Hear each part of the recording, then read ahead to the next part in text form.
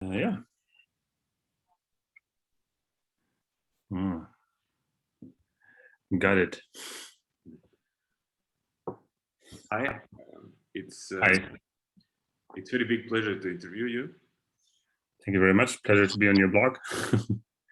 And my first question is, what is good musical composition for you?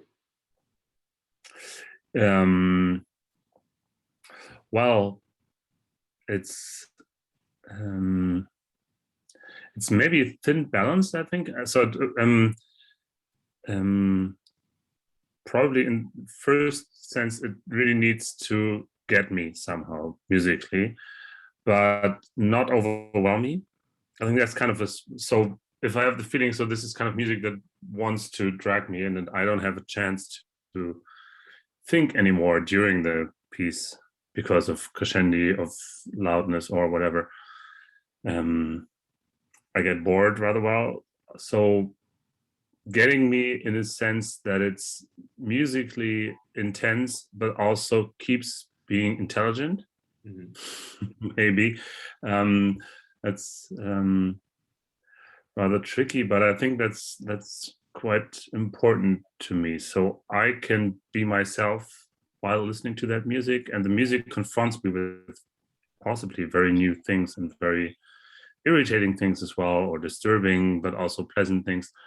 Um, but yes, all that in a way that um, I'm still there as a listener. So a lot of times that's music that is rather heterophonic or polyphonic in different ways and can also include different media in that sense. But yeah, so this kind of mixture of there's an intensity and that's physically or psychologically attracting me very much, but then on the other hand still leaves a lot of questions open or a lot of um, irritations that keep me thinking at the same time. Yes, and maybe you can say us what was the last piece which made that affected you. I think the last piece that actually, which was working, the last thing that was working for me very well, where I was included, but that was not the point, was the timepiece that was at Märzmusik. Because it was very clear and simple structure. It was like after 10 seconds, you knew what was going on for the next 48 hours. And then I could really concentrate on all the different things happening over this very long period of time and focus on details.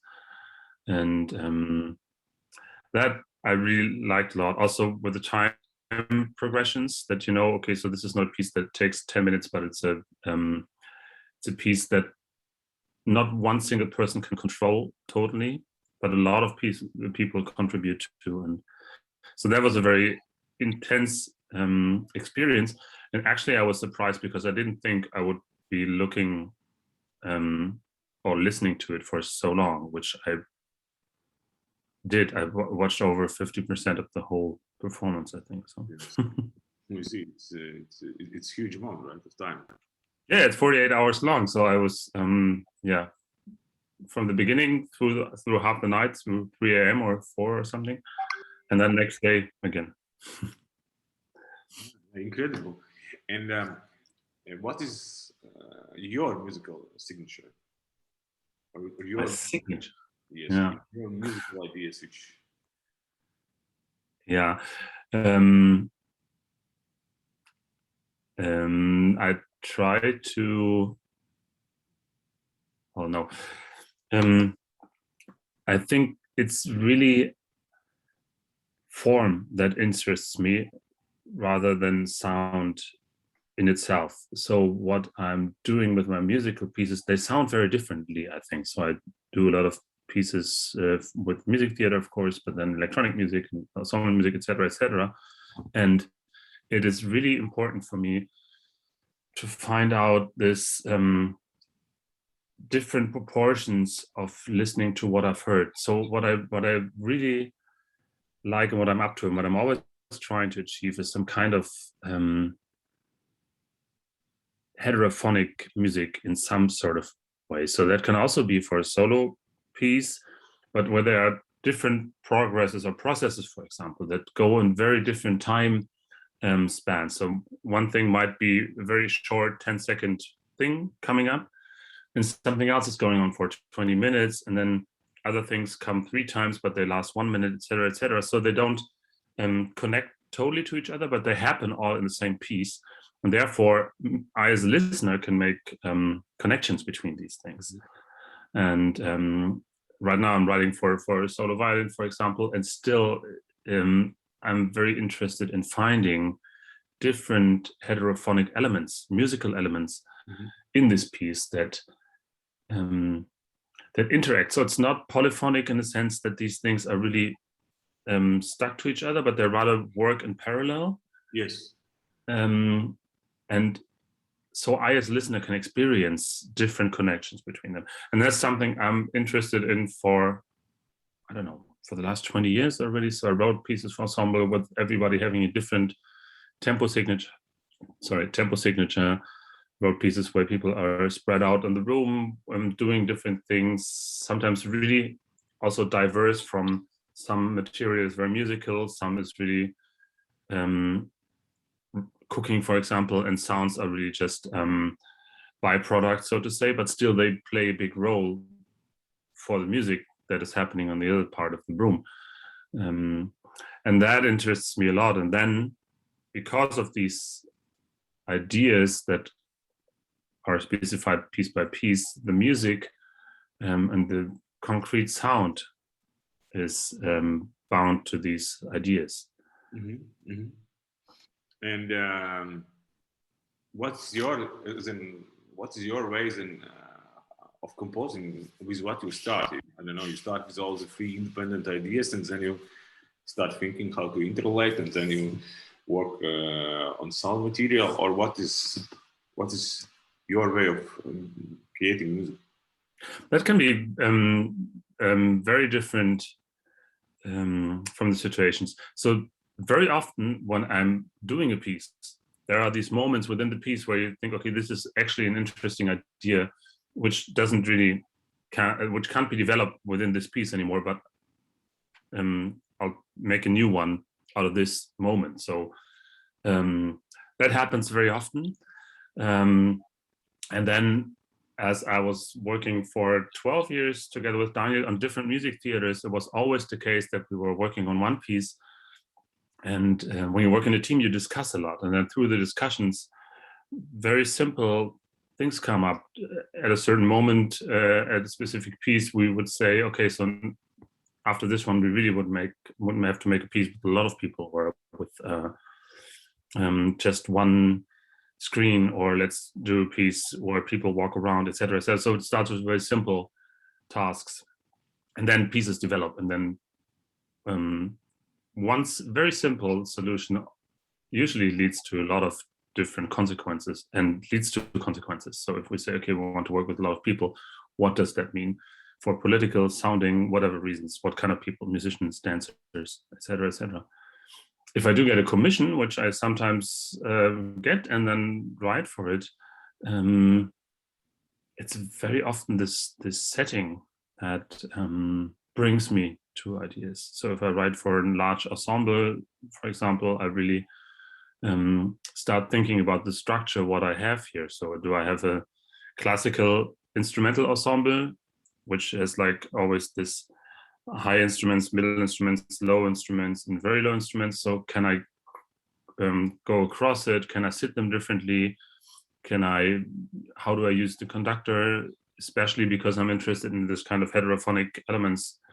And a lot of times the conductor is not there for everyone. So maybe she's just for some parts, or just gives cues, etc. Yeah, so these questions, they all come from usually very simple first thoughts.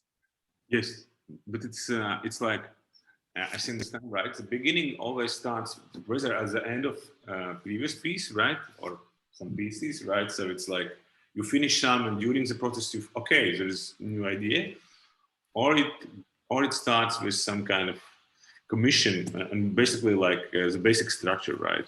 Who are musicians and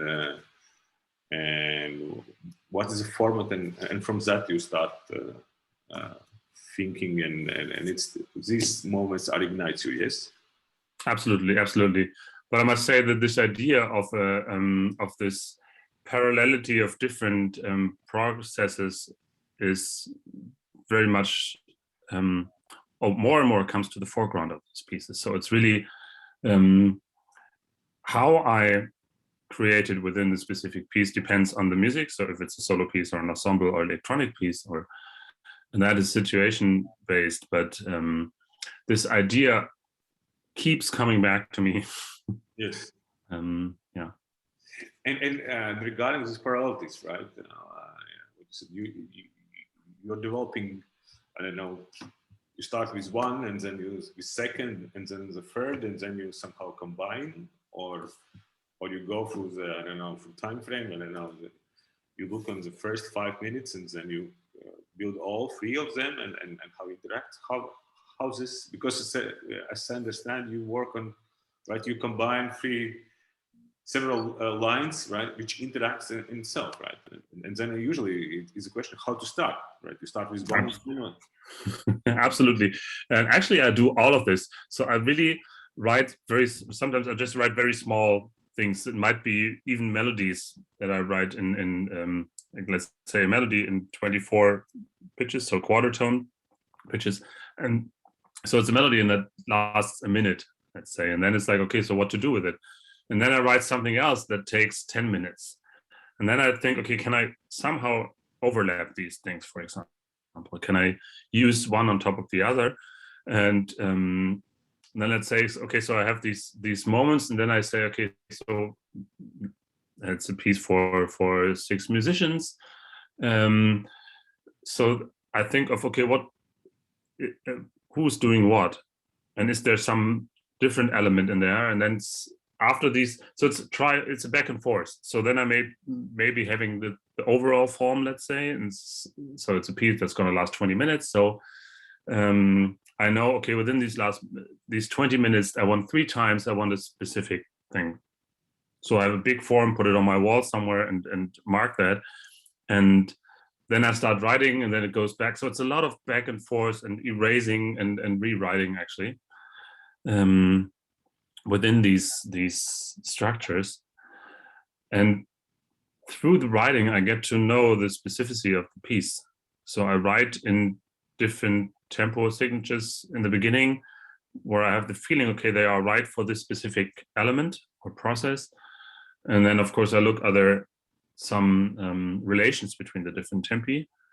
Mostly it's really, even if I don't try to think of it, there are some of these signatures. But also I really love to think in very large scales. So for example, I did a piece last year, it was a radio show actually, so I didn't compose a lot, but it was 7 hours live radio in a park, and people could get a transmitter to listen to what we were doing and look into our stage.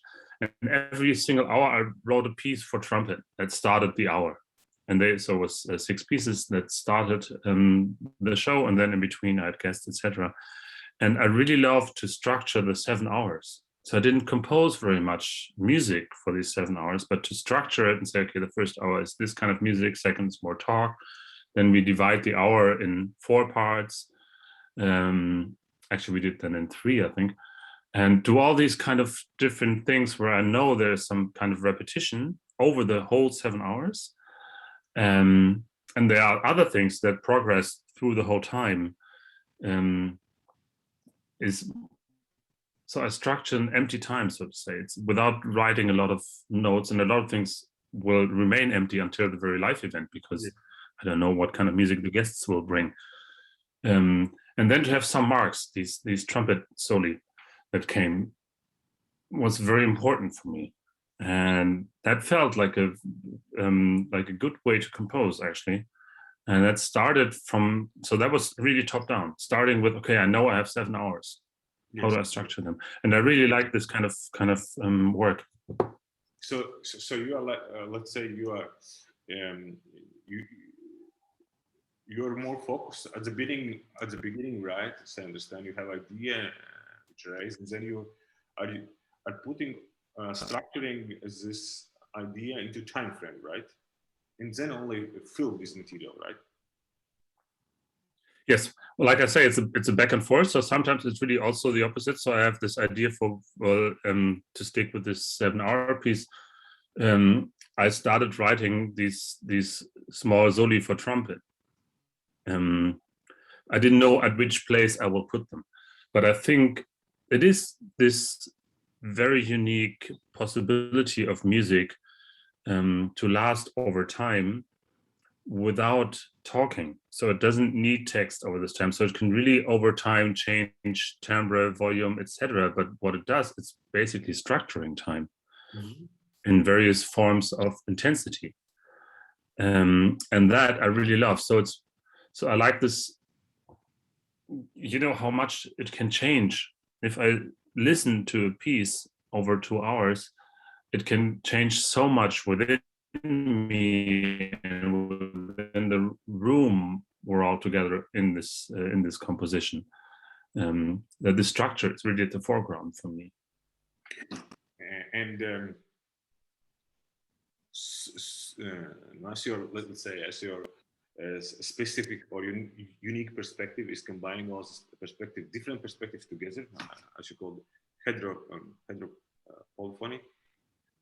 Are you thinking how it's important for you? What kind of impact it brings to the listener, right? Or what kind of experience you bring? Because it's very specific way, right, of combining two different perspectives and etc. Absolutely, and it's really music for audience. So it's not music I write for myself, and it's really meant to be performed. So it's usually my scores look very boring, so it's not interesting to read them unless you need to play them. But it's not. So I don't write so much for this score thing, but for an audience. And one member of the audience is me. So I really like to think of the whole composition as an event, you could say. Yes. So in this event, things are happening, and hopefully they are all the time very intense. That intensity must mean that it's all the time it's stressful or something. It can also be very relaxing intensity. But I think that is really what I'm working on. And if there are 2 or 3 things happening at the same time in this room, I always try to balance them in a way that me as a listener, that I always have the chance to decide for myself where I put my focus, or if I leave it kind of blurry out of focus and just let everything happen to me. So that yes. All these things should be possible. But of course, I mean, it's very, it's easy to overwhelm audience, right? So we have all the means for it in musical material, but also with loudspeakers, etc., etc. It's quite easy, and sometimes it's nice to put like small moments of surprise, or very very easy loud elements or spectacular elements in this music. But I would always dose them very carefully. Mm-hmm. And then again go back to some kind of stage or state where you as a listener can, you're confronted. So it's the gegenüber, what's that in English? So the music or the event is something that is together in the room with you. Sounds a bit strange, but maybe it's true. So it's one thing is surprise, right? It affects when you use different perspectives together. So one thing is just to creating a surprising element, right?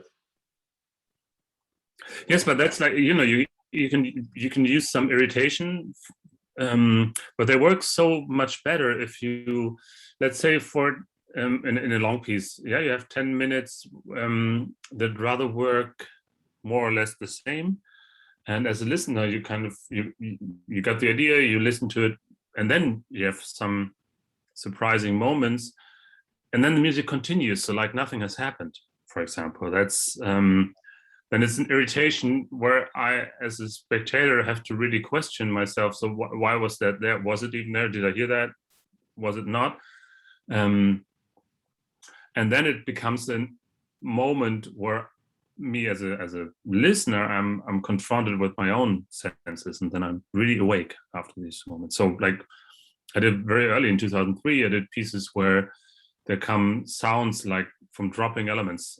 Basically, after a while, it becomes clear that it's the only thing that the percussionist is doing. He's dropping things all over the place, usually not visible. So you always hear a chair falling down or glass of marbles, etc., etc. And we once did it in a small room, so the percussionist was outside the room and doing very loud things. So it always sounded like someone from the outside is disturbing our performance, until you realize it's rhythmically quite detailed and it fits very well to the piece.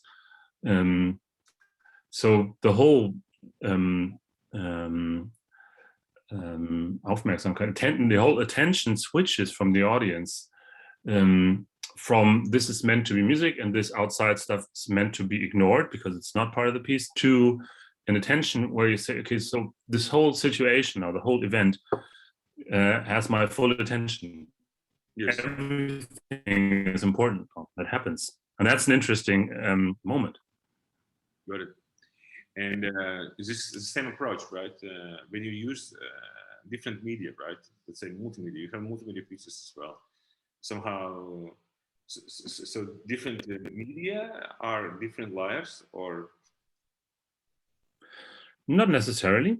It can be that way, that we say, okay, one medium has its own time and works in that, and that's in its own logic, and other media have different times. But for example, if I work with film, I mean, the film is capturing something, and within that there can be also very different time proportions.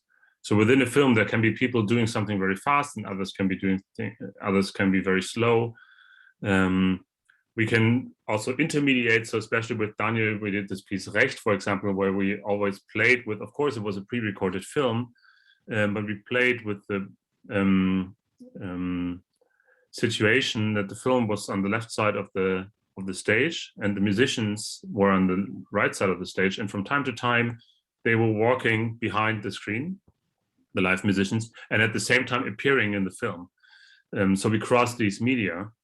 Of course, everybody knows that it's a fake, but it's still something you want to be true in a way. So you want to believe in it. That's one of the theatrical aspects that still work, I think.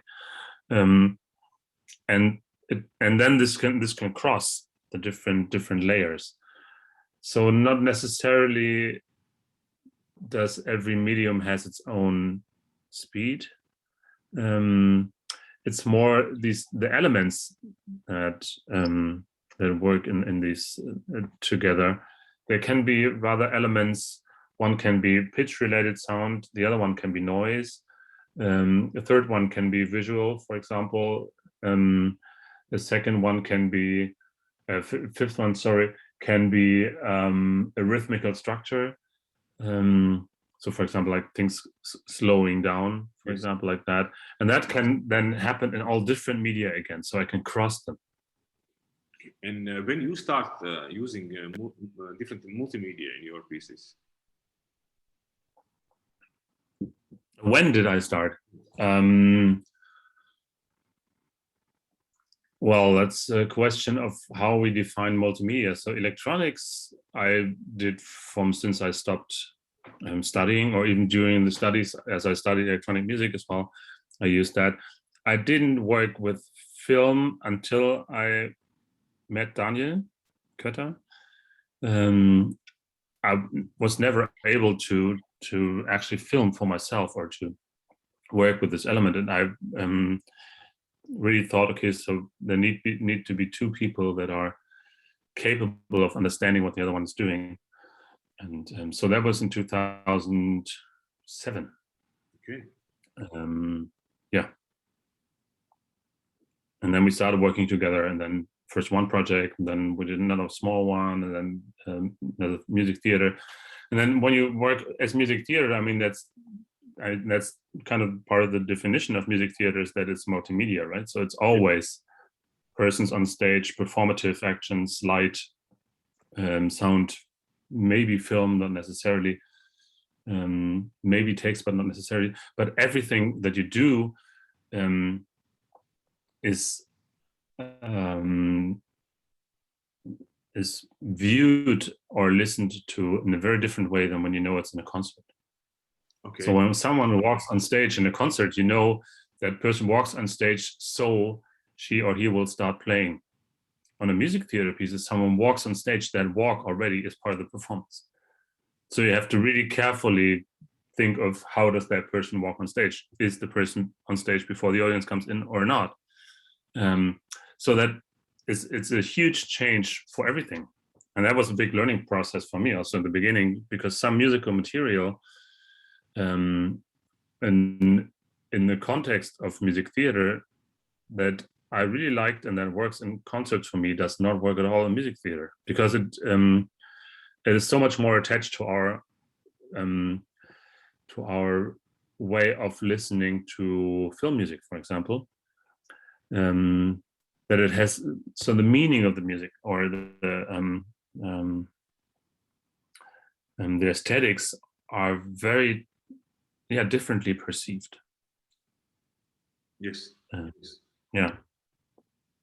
And now I will ask you a question which came from Simon Steen Andersen.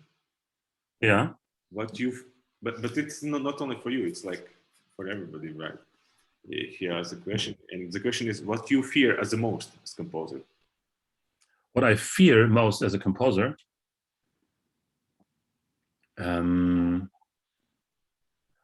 What I fear most is that I was not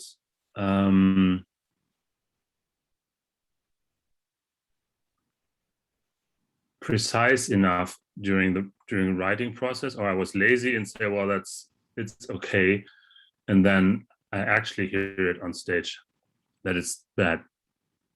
So if I get caught with something where I know I could have done better, but I didn't for laziness reasons, that's terrible. And I really I have some moments in pieces where I feel really terrible listening to them, because I feel ashamed in a way.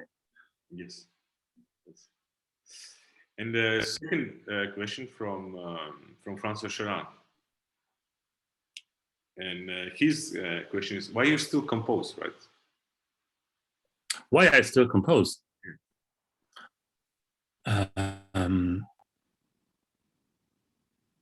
Well, it's one of the most satisfying works I can imagine doing. It's really, I talked about it with Michael Mayhoff the last week, because I do a lot of different projects where I don't compose in the classical sense, like really writing scores, right? So I just did an exhibition which is running right now in Frankfurt. I talked about the radio project, etc., etc. And I really like this kind of organizational work. But when it comes to this moment where I have the time to be in my studio room here and write down, try out music, and really, so I really play with this material for weeks. So like I said, I throw things away, then I try to recombine. And if I do that 2, 3, 4 hours, if I come to 4 hours a day, that's not very often happening because of all different things I need to do during the day. That's so satisfying. That is one of the best things that can happen. I mean, of course, there are a lot of other things I don't want to miss,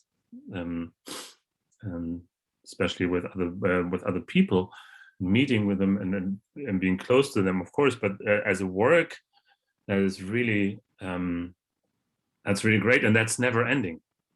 So it's not like there's some. It's not like I'm only doing this so I can show things. I mean, music is not explaining something.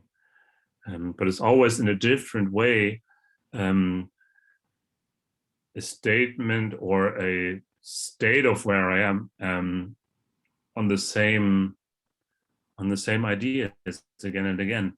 And it's, yeah, like I said, it's really nice also like to work on these materials by myself. So that work is really the main reason. Yes. And now coming back to your very interesting answer regarding that there's a lot of different things, right, or different, let's say, perceptions when you compose, or when you compose for musical theater or for traditional concert, right? What are the biggest biggest differences which you should take into account when you compose for musical theater, or let's say more multimedia works? So I think the first thing is that if you start writing the music, it should always leave the other media space. Actually, it's all the media usually that. So if you have an instrumental piece and you just put it on stage and let other things happen, usually these things disturb each other. So it's too much. So if I have some music that in itself is too compact, it leaves no space to everything else. So it's more like this idea what I have with layering within the music also always means that each layer in itself is rather simple and not necessarily interesting enough to listen to it on its own. Only in the combination it becomes something, becomes a quality towards each other. So it's a bit like if you compare it to a conversation. If you have a monologue of someone, that's maybe interesting, but if you have four people all having a monologue at the same time, it's blurry. And that's pretty much the same to music theater. So if I have music that has a very dense complexity in its own logic, it might counterpoint its own attention and everything else's attention. So I really try to work in a more very simple way and in a very open way. Simple doesn't mean that it's minimalistic or it's not simple to make. It's actually the other way around, I found out. Mm-hmm. So usually I start with much more music, so much more pitches, dynamics, rhythmic, than I end in the end with. So I usually, when I start writing, it's too much, and then I have to take away a lot of things. So it's more, let's say, one thing is I understand, right? One difference is that in this multimedia perspective or multi-theater perspective, that you write, you need to think about it. The music is not, the sound is not automated. There is, and you need to give more space to others. So you need to how much information you want to give through the sound, and you shouldn't overwhelm because the other media are as well, right? That's basic idea, right? Yes, I think it's that's true. But I think it's not only information, it's rather expression. So especially what I've figured with non-tonal music, if it has a lot of expressionist element, let's say Fernie music, that's like very expressive for every single note, basically. It sounds totally like it. On a music theater scale, it shrinks down to a cliche of its own. Because this kind of expression totally contradicts with other elements I still want to perceive as a spectator. So if I go into a music theater piece, I want to really take note of everything that's happening. And there's this music that is very expressive and intense, and no, it's not only information. I think it's really this way of musical expression that can very quickly go into the way of everything else and also into its own. So I think it doesn't help. So it comes down to intervals, for example. So then if I write small ninth, is it kleine None, minor ninth, for example, as an interval in one instrument. That's a very expressive interval because it's well, not for piano, but for other instruments, it's more difficult to play, let's say, than smaller intervals, for example. And also it has this expression of a huge jump. And so that needs to be taken very carefully compared to other intervals, which are more accepted also because they're easier for me to follow along, or in duration, to have a lot of changes in dynamics, for example, is something I love. So that's really something you can do, especially in space. So you can do very small and quiet things and other very loud other layers. But you need to be very careful that this expression of that, again, doesn't fall into a cliche of basically horror film cliche. That's what comes out of it. It's too much intensity in terms of contemporary music. And then what's the way how you can combine? I don't know. With how you, there is some kind of line of sound, and then there's, I don't know, some line of visual, and then some line of performance. What is the golden rules for you? How you build this interconnection? So. I don't think there's a golden rule. I think it's really dependent on the piece, and then it becomes really that point where we say, okay, now we have to concretely try it out. So this is also why I love working in music theater, where there's a lot of preparation, especially in free music theater where I'm working. You need to start with funding, write an expose, get all the money together, find people who are willing to show the piece, etc. So it's 2 years from the starting idea and 1.5 until you actually can start rehearsing, or 1. But then you can really rehearse for 2 weeks or 3 weeks or more, or you can make even 2 or 3 blocks of rehearsing, and then you can find out. And it keeps surprising me. So let's, I wouldn't say there's specific material that doesn't work, or there's a specific hierarchy between the elements where I know it works, but it's really every time again, try it out. It's the size of the screen that makes a difference on what on the relation of the image to the video, to the sound. Sorry, it's the way performers play. It's where they stand. It's when they do it. It's the loudness. It's really everything. So you really need to find out on stage or in a rehearsal room how the media interact. And sometimes things where I was very sure they will work fine, and then we tried it out first day and I was like, oh, sorry, it just didn't work out as an idea. And sometimes the other way around, where we say, okay, I have this other one here, I don't know, it's very silly, but let's try it anyway. And then it became the core element. And then, like when I worked with Daniel, so we had this last trilogy we did from 17 to 20. Of course, because we know our works for so long, before starting to write the music, I had some ideas, of course, already in the back. And then when we had the discussion of Stadt, Land, and Fluss, so 3 different stages of density of living together, it was also very important to go to the places where we know the film will be shot and being at that place. So that was also, it was very important for that matter, for example, that we always do these things together. So I was, of course, always there with the filming during the time, even if there were no musicians. So for the first and the third part, there were no musicians during the film process in the set.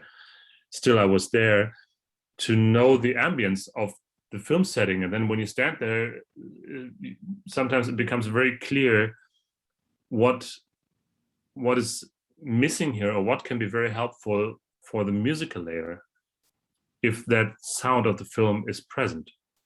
Or we also did that. We reduced the sound of the film totally for credit. So then we decided the film has no sound at all, and the whole sound will be produced live on stage by Foley artists and sample players and speakers, etc. So Yeah, so there's not one solution, and that's actually the thing why I love being in music theater, because we can do all these relations every time in a different stage, and that means also in a more global thesis that we can try to do things different than normal. Mm-hmm. And that's really an approach to say, okay, so opera that's why it's so uninteresting for me, because opera already tells me the institution, the hierarchy of the elements of or the hierarchy of the media. Even if you try to cross it, you have to fight against the institution, which is possible maybe for some, but in music theater, I don't have to fight against any institutional hierarchy. I can define the hierarchy or the relation between the media depending on the subject of the piece itself. Good. And then I can decide what's at foreground. Is the music really sometimes even contributing to the film? Why not? That's not like it is forbidden or something, but it's like there has to be a reason for that. And then reason needs to be found in the subject of the piece itself. Mm-hmm. Got it. And looking back, right, 10 years, what is the biggest changes in your own music? 10 years from now.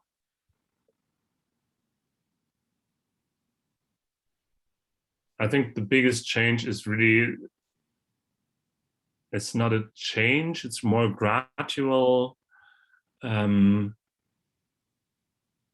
radicalization, maybe, towards this kind of music. I think 10 years ago, I wrote more, how do you say, music that is disrupting or was disruptive. So it had more, I worked a lot with cuts within music and a lot with sudden changes. And I think now I really intensified this idea of layers that we talked about. The idea was there then as well, but I didn't really know how to deal with it in that radical sense. That also, I mean, that there are these layers doesn't mean that they are all present all the time, right? Yes. Some things can disappear and then come back, and so it's. I think the music is less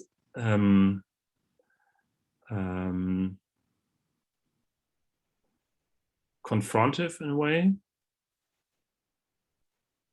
but more irritating in a different means. So it's really some music that is. In German, there's this Zeitraum, that word, that so that combines time and space, but it's it is the space of the time. Mm-hmm. And I kind of like this because that means that there's not one time, that's not an arrow, but it's a space where different forms of time can appear. And I think I kept going more and more into this kind of aesthetics we were talking about. So that was there maybe in the beginning, but I wouldn't talk about it like that. And I wouldn't know about it as much as I do now. And so maybe I could say from what to change, I try to be more and more honest to myself of what I really want, in opposition to what I think the audience wants and what would be good for my career. So especially in the beginning, I was not at all free from these ideas. I wanted to be heard, of course. And so, of course, I had ideas of what I want to do, but I was always trying also to think, is that, will that work? A statement that grabs attention. Yes. And of course, I still have that, and of course, I still want to be heard, and of course, I want to be heard more than anyone else. But more and more with the music, I really would like to listen to myself. Mm-hmm. And how technology impacts your music or technological progress? Mm-hmm. I guess much more than I think of it. So I mean, it's always present in my music, and it's always something that comes usually very simple. So I do write max patches and have some live electronic elements in my music, but they are very simple. So that's not very advanced programming that I'm using. But I like to have the possibility, and that's really something I really like about the changes in the electronic changes or digital changes, that I can always switch the different media. So for example, on stage, I would have the possibility while we're talking here to have me talking live on stage, and then I could change, and then this person would continue to talk, but on a TV, or then just from speakers. And then this person could come back and speak live again. And so I really like this. There's something that is constant or continuously flowing, but the media is changing, for example, because that changes the whole quality of this, if it's like this, of this talk, right? And so that influences me a lot. And then, of course, my everyday work is computer-based work. I write my music in it. I listen to the music with simulations on my computer. I work with samples. I try to simulate with samples. I listen to a lot of music where I can't go to the festivals. Are you programming your own software as well? Sometimes I use help if I can't do it. So I wrote this orchestra piece where I wanted to use an MP3 filter, so that only I wanted to hear what it sounds like, what the compression usually takes away. So I wanted to, like, invert the MP3 algorithm, and I wasn't able to do that. So I asked, and I got this scholarship from the Experimental Studio in Freiburg. So I asked them to do that. That would be too complicated. But if it's, let's say, filtering playback samples, or this exhibition I was just doing now, it's 6 different rooms and they trigger each other, these sounds, and sometimes it's with lights and sometimes just sound. But that's rather easy code. I can program that myself, yeah. And what are the biggest changes in music in the last 25 years? I think the biggest change is that the music, well, in contemporary music, I would say. Yeah, in contemporary music, I think the biggest change is that we really are not so much focused anymore on the classical ensemble structure. So this, and I mean, ensemble, also orchestra, string quartet, solo, all these things exist, and they probably won't disappear as long as there are great musicians that want to do that. But it has opened up to so much more. So it's not strange anymore if someone comes on stage with a chainsaw and a video screen. It's not it's self-impressing anymore. So now you need to really do something with it musically that is interesting enough. And I think that's great. So there's it's less uniform. It really opened up. It's the same with all this opening to new it's new media, right? It's not only electronic media, it's also really like new instruments, but also ensembles that don't work in the classical way anymore with the conductor, and they don't have necessarily the classic instruments. I mean, I wrote this piece for 4 no input mixes for 4 musicians, and they need to be good musicians because the score is rather complex, so it's not improvised at all. And that's possible. And musicians are doing this because they invest in the time to be able to learn these things, and that is something that opens everything. It opens up. There's not a solution. Will music go either to noise or to pitch or will it go to electronic or not electronic? It's all there. And now the question is really why? And I mean, the question was there before. So why write for violin has always been a crucial question, I think. But if the answer was, well, I could also write for trombone, the question was rather easy to answer. If the question now is, well, I could easily just leave it and just put a person on stage, the question becomes very existential. And that's something I think is the biggest change. And I really like that change. And how music audience change during last 25 years or 20 years? Like, oh, I don't know. That's a good question. I think audience is very different on different places. That's my experience, at least. So being in Berlin, I'm always a bit scared. Berlin, well, Berlin audience is very hard to impress. So it's a very different thing if I play here in Frankfurt, for example, where there is a very critical scene, but it's a small one. So if you have a concert here, basically everybody you know will be there. There will be some other people you don't know, but they will be there. So it's like, it's more or less the scene here, they heard everything that is happening because it's not so much. But they listen, therefore they listen to a lot, to these things. And in Berlin, I have the impression people listen to so much, and usually you can't compare so much, because when you were in one concert, the others were in different concerts because there were 10 happening every time. So the thumbs down, thumbs up thing is much quicker, is my impression in Berlin. So it's really, you have to gain the pleasure of the audience, and in different locations, it's people are more,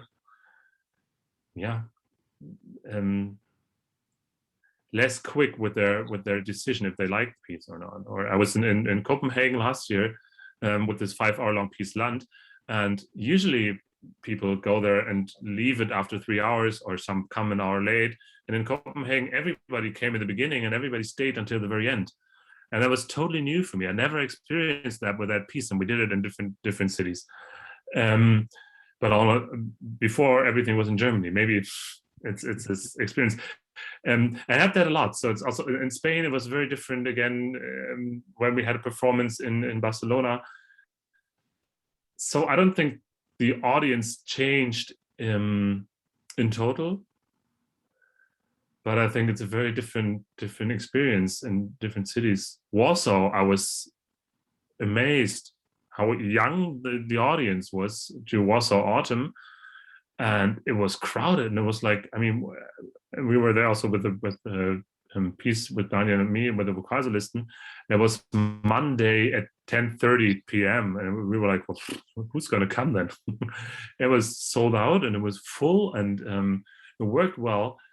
And before that, there was a huge concert by Boulez, and we went there, and it was like 2,000 people, and it felt they were very intensely listening and very quiet, but the feeling was like being at a pop concert.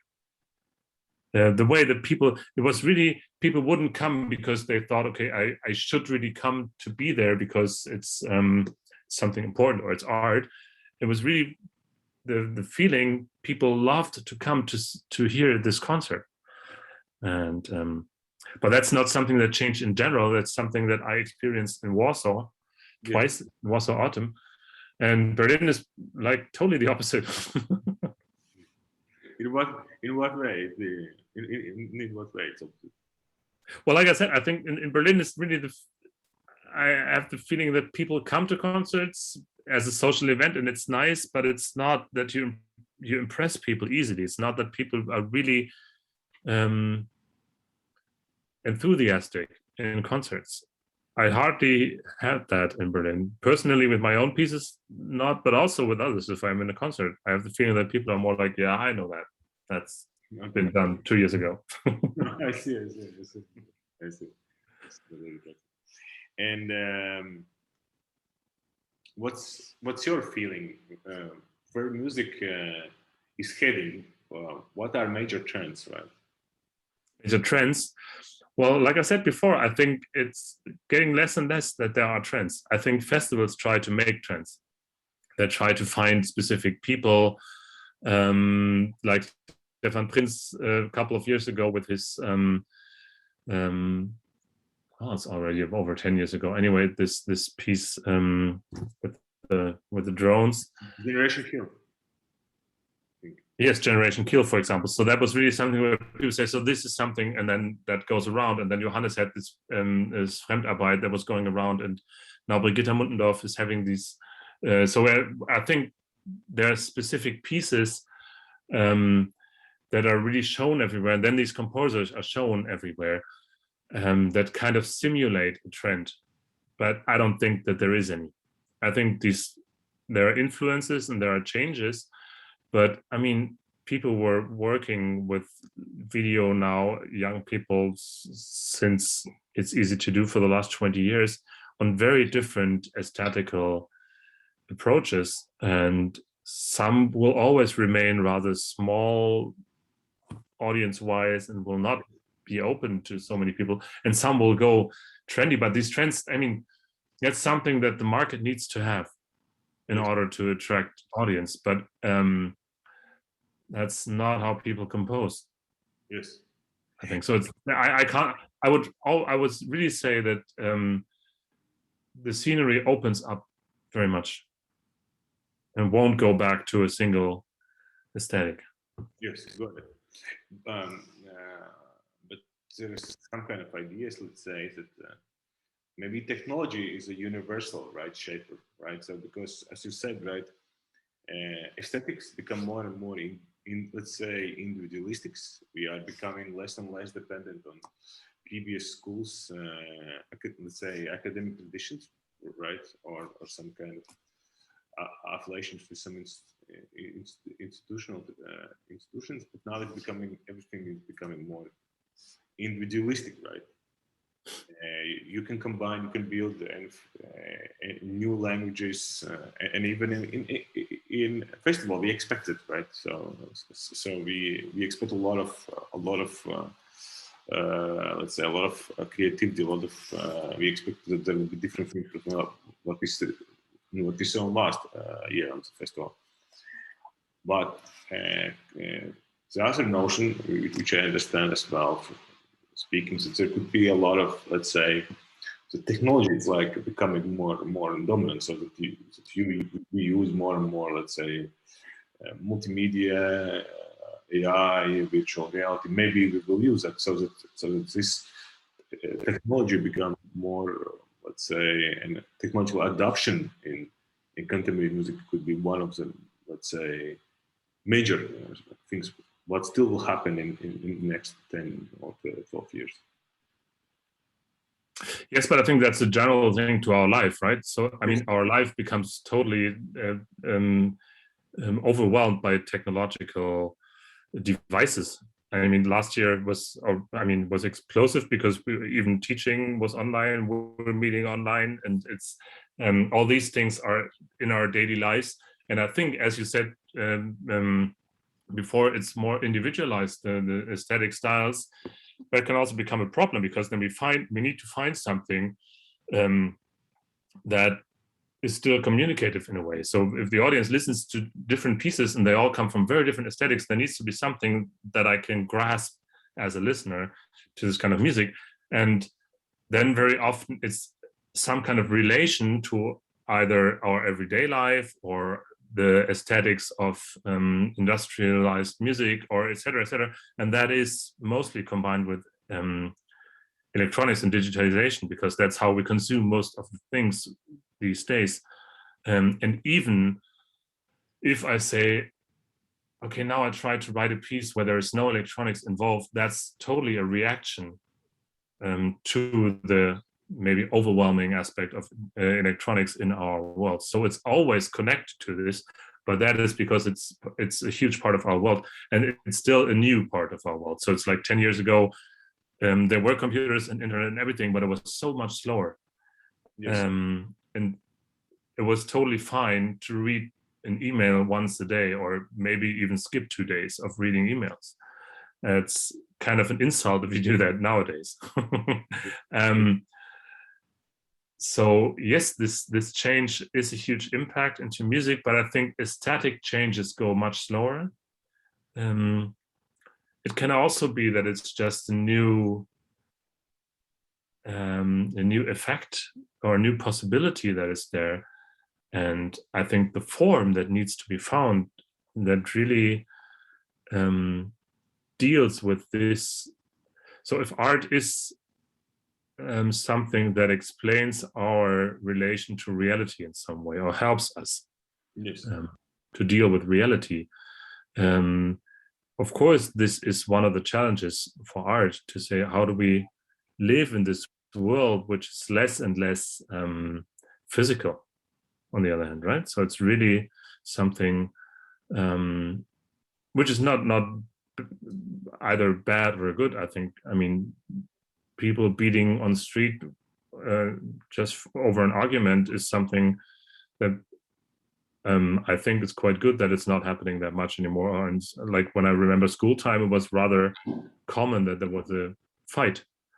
And that is now people would much quicker go into it and say, so that the teachers would go and say, that's not accepted anymore. You can't just beat up. That is, I think, some kind of reaction to a more civilized way how we deal with each other. But that also means a lot of suppression of my own physical or my behavioral ideas. And that's all connected with this electronic world that surrounds us. And for that, we need to find artistic, maybe expressions. And they can deal also with the electronic media, so they can use films, electronics, etc., on stage in order to make that very clear. But others are not. So Michael Meyerhoff, he has one room in this exhibition I have curated.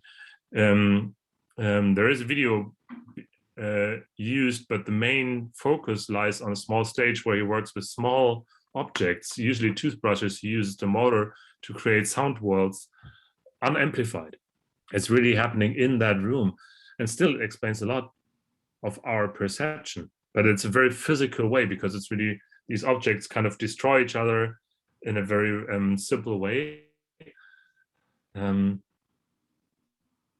So that, well, digitalization changed everything in our life. And the question is, did it change art? Is more like, how does art react to it? And some really react in a way to embrace it and to use it and say, oh, there are more materials I can use. And some say, oh, but I really don't want to use it because I want to react in a different way. But it's always a reaction, I would say. Got it. And last question for first part. What is the role of new music in society? What's the role for music? For new music in the society? In our society. Yeah. It's always trying to hide from its role, right? So it's always trying to, if someone puts a role to it, to say, so no, we don't want to be, we are free, so we don't want to have a role. So I think it is this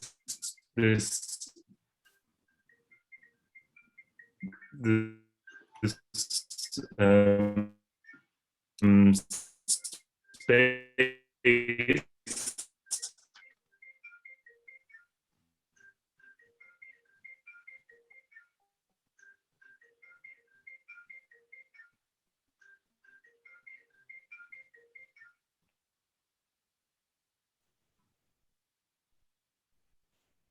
Oh, did you hear me? Very badly. Very badly. Oh, sorry. Yeah. Yeah. Maybe I can repeat. Yes. I can repeat. But now we're back, right? So I think that if I can create within a music piece or a music theater piece, I can create a new way how the different media involved, in media I mean also sound, if they are they create a different relationship than what we are used to. That means if we can change within this piece That means that we can also change the way we deal with everyday life. And that's something that within art, we can try these things. We can try it out. We can do radical new ways of combine things. And yeah, so it's a very serious play. Yes. Thank you very much for the first part of the interview. You're welcome.